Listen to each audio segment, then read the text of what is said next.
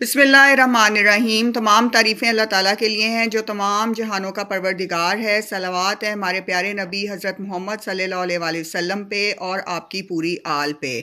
السلام علیکم ویورز، آج کی اس ویڈیو میں ہم بات کریں گے شب برات کے حوالے سے۔ چونکہ آج شب برات کی رات ہے، 15 شعبان کی رات ہے، تو آپ کو اس رات کی اہمیت بھی پتہ ہونی چاہیے اور چند اعمال بھی میں ضرور بتاؤں گی۔ شب برات میں اللہ تعالیٰ لوگوں کی مغفرت کرتے ہیں، بخشش کرتے ہیں، لوگوں کا 1 سال کا مقدر جو ہے وہ نافذ العمل کیا جاتا ہے، رزق لکھا جاتا ہے اور ان کی اعمال کی بخشش کی جاتی ہے۔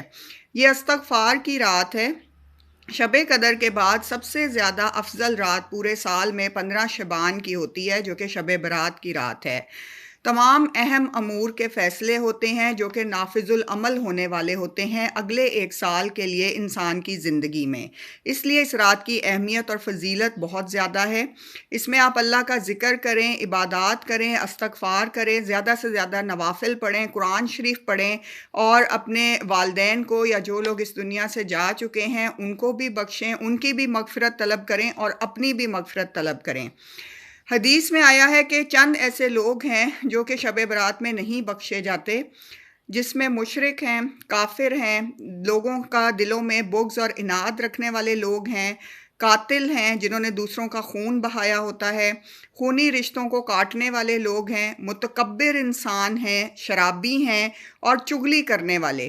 یہ جو لوگ ہیں جو کہ دوسروں کی چغلیاں کرتے ہیں، اللہ تعالیٰ ان لوگوں کو نہیں بخشتا، لیکن ان کے علاوہ باقی تمام لوگوں کی بخشش جو ہے وہ اس رات کر دی جاتی ہے اور ان کی بخشش کا اہتمام ہوتا ہے۔ شب برات کے نوافل میں سب سے اہم یہ ہے کہ آپ 2 رکعت نماز نفل ادا کریں۔ عشاء کی نماز کے بعد الحمدللہ پڑھنے کے بعد 1 بار آیت الکرسی پڑھیں اور 100 بار آپ نے قل هو اللہ احد پڑھنی ہے۔ اس کی بہت فضیلت ہے۔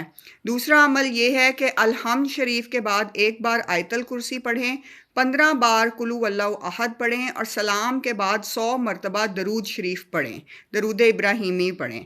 اس کی بھی بہت فضیلت ہے اور یہ بہت زیادہ رزق کو وسیع کرتا ہے، روزی میں برکت ہوتی ہے، غم سے نجات ملتی ہے اور گناہوں کی مغفرت ہوتی ہے۔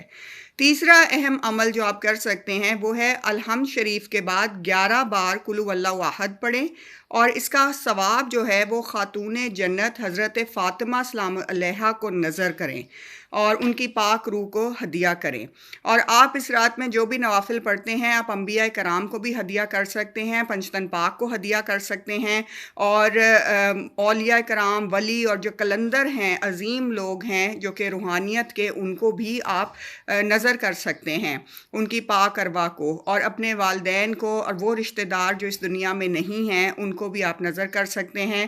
اور اس کے ساتھ آپ قبرستان میں جا کے اپنے والدین یا جن کے جو بھی رشتہ دار اس وقت حیات نہیں ہیں ان سے ضرور ملاقات کریں اور ان کے لیے جو ہے سورہ یاسین پڑھیں اور اس کے علاوہ سورہ اخلاص جتنی پڑھ سکتے ہیں اس رات پڑھیں، سورہ قدر پڑھیں، جو بھی صورتیں آپ پڑھ سکتے ہیں آپ ضرور پڑھیں۔ تو اللہ تعالیٰ ہم سب کو اس رات سے ہماری بخشش کرے، ہمارے گناہوں کی بخشش ہو اور ہماری مغفرت ہو اور اگلے 1 سال کے لیے ہمارا جو رزق ہو وہ بہت زیادہ برکت والا مقرر کیا جائے اور عمر میں بھی برکت نصیب ہو۔